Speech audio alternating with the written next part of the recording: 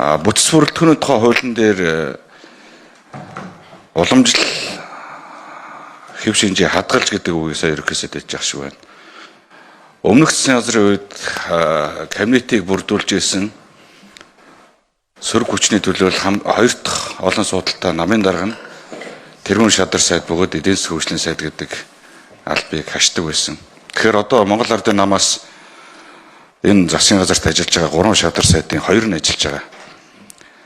Тэгэхээр яг энэ үнэхээр энэ өмнөх уламжлал шинжилгээ хадгалж энэ бүтцээ хийсэн гэдэгтээ энэ оруулж ирсэн санал чинь нийцж байгаа хэсгээр бас ерөөсөд байр суурь илэрхийлэн зөв хоёрт сангийн сайд бас мэдж байгаа бах. Засгийн газар дахь хяналтын тухай хуулийн дагуу төрийн албаны, төрийн өмчт аж ахуй нэгжийн, төрийн захиргааны байгууллагуудын дотоод хяналтыг хэрэгжүүлэх чиг үүрэгтэй 2 жилийн өмнө шинээр байгуулсан засгийн газрын хяналт хэрэгжүүлэх газрыг анх танай нам үнэлэхөө олонх багтаа хуулийн баталж байгуулж ирсэн. Одоо тэгээ тэр газраа хүнийн дагуулад нөгөө төлөвлөлт хийж байгаа эдийн засгийн хөгжлийн яам руугаа явж өгч байгаа нь. Төлөвлөлт төсөвлөлт хяналт 3 нэг платформ дээр 3 өөр үл хамаарах субъект дээр ажил нь хариуцж үр дүнтэй байна гэдэг энэ бодлого концепц дээр хэр нийцэх вэ гэдэг дээр бас хариулт өгөх хэрэгтэй баг. Ер нь бол адилхан төрийн захиргааны статустай байгууллага яамдуудтайгаа адилхан төрийн албаагчид нь тэнд ажиллаж байгаа албаагчид нь яамдуудтайгаа адилхан статустай болчоод бусад яамдаа хянана гэдэг нь бас учир дутагдaltaй байдаг. Тэгээ өнөөдөр хүртэл явж ирсэн энэ уламжлалыг нь эвдээд өөр газар хэрэглүүлж байгаа дээрээ зөв гэж үзэж байгаа юу, буруу гэж үзэж байгаа. Ер нь байнгын орон дарга энэ дээр зарчмын зөрүүтэй горимын санал гаргах боломж байгаа юу? Энэ дээр горимын санал гаргаад хуучнаар нь буюу өмнө хуучин засгийн газрын хяналт хэрэгжүүлэх газар хэрэглэх газрын харьяанд байсан тэнд нь буцаагаад шилжүүлэе гэдэг дээр бас горимын санал гаргаж байна. За засгийн газрын уламжлал шинжилгээний бодлогыг ослон хэрэгжүүлнэ гэдэг нь засгийн газрын мөрийн хөтөлбөрийн залгамж чанарыг уламжлалыг хадгалнаа. Ер нь гадаад дотоодын хөрөнгө оруулагч нарт төдийгүй нийт иргэдэд хүндрэл учруулдаг зүйлүүд нэг засгийн газар өөрчлөгдөөл, яамдууд солигдоод бүх бодлого нь өөрчлөгдөөл нэг цахилгаан станц барих гэжснаа тэрнийг бойлуулаад өөр цахилгаан станц бариад явчихдаг. Одоо ийм чирэгдэл бол ард иргэдэд хүнд дарамт учруулж ирсэн, хөрөнгө оруулагчдад эргэлзээ төрүүлж ирсэн ийм жишг энэ судалгаануудаар зүүрэн байна. Энийг бол бодлогын уламжлал залгамж чанарыг хадгална гэж байгаа юм. Түүнээс биш өрийн хөтөлбөр хийх ажил нь тодорхой юм чинь засгийн газрын тэргүүн шадар сайд нарын хэрэглэх асуудлууд илүү өргөжөөд илүү тодорхой болохыг зорж байгаа. Засгийн газар дахь хяналтын асуудлууд ихээхэн чухал асуудлаа.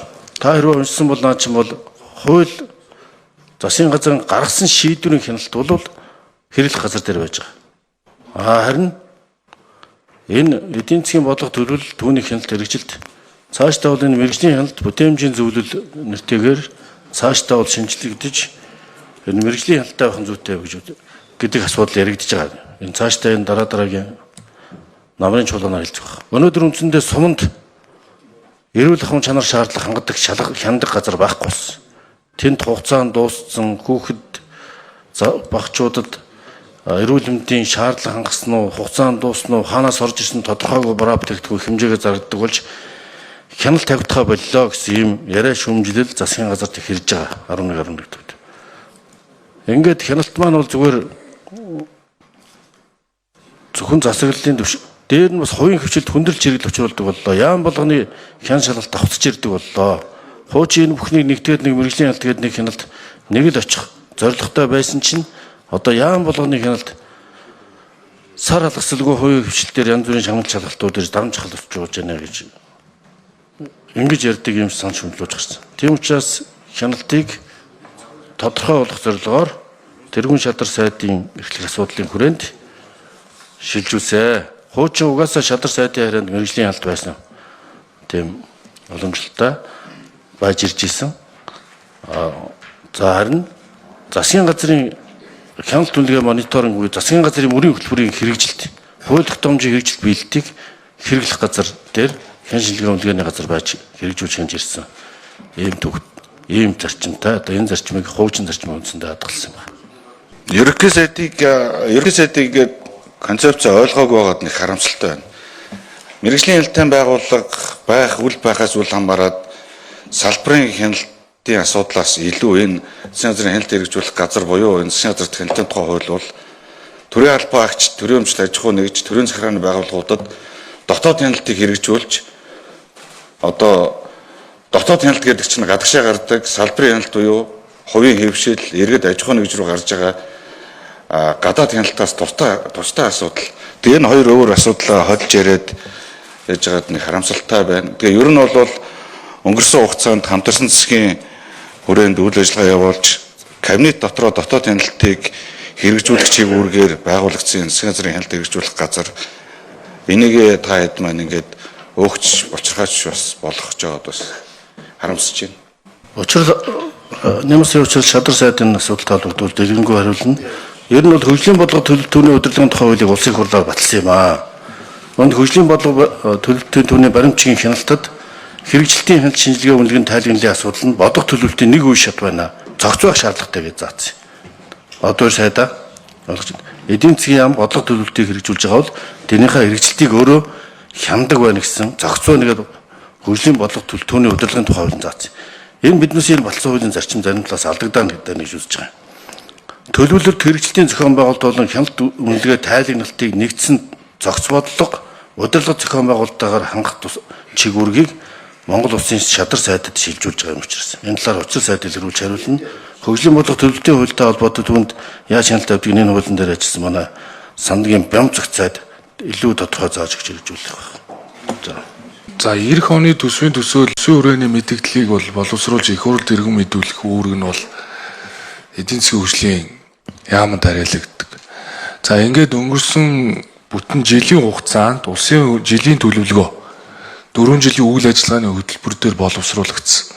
За эндээс жишээ нь юуг буруу төлөвлөсөн, төсвийн хөнгөийг үр ашиггүй юунд зарцуулсан, эдийн засгт үүсэж байгаа хор нөлөөг хэрхэн тооцсон, эх хонд тэр бодлого төлөвлөгөөнийхөө юунд анхаарах ёстой вэ гэдэг хөгжлийн бодлогын баримт бичиг засгийн газрын үйл ажиллагааны хөтөлбөр дээрээ өөрөө үнэлгээ хийдэг буюу төлөвлөлт, хяналт, шинжилгээ, үнэлгээ гэдэг чинь цикл.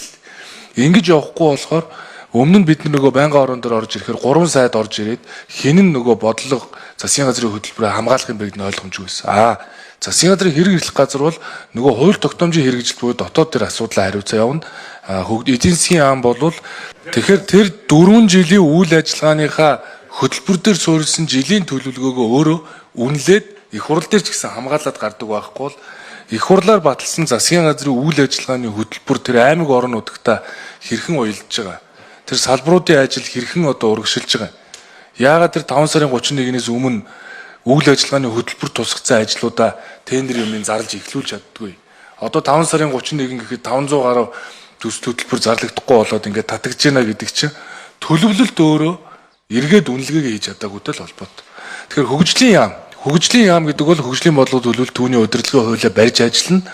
Боловсруулсан өөрийнхөө бодлогоо өөрөө мониторинг хийн. Ингээд нөгөө одоо 2 сайд бидний ярьдаг тэр дизайн буюу загвараа гаргаад мониторинг хийгээд тэр evaluation хийдэг. Энэ бол ингээд бүтэн циклэр иргэнэ. Тэгээд засгийн газрын хууль тогтоол шийдвэр дээр бол мэдээж одоо хэрэглэхийн газар бол ингээд хариуцсан явна л гэж ингэж л салгаж явж байгаа.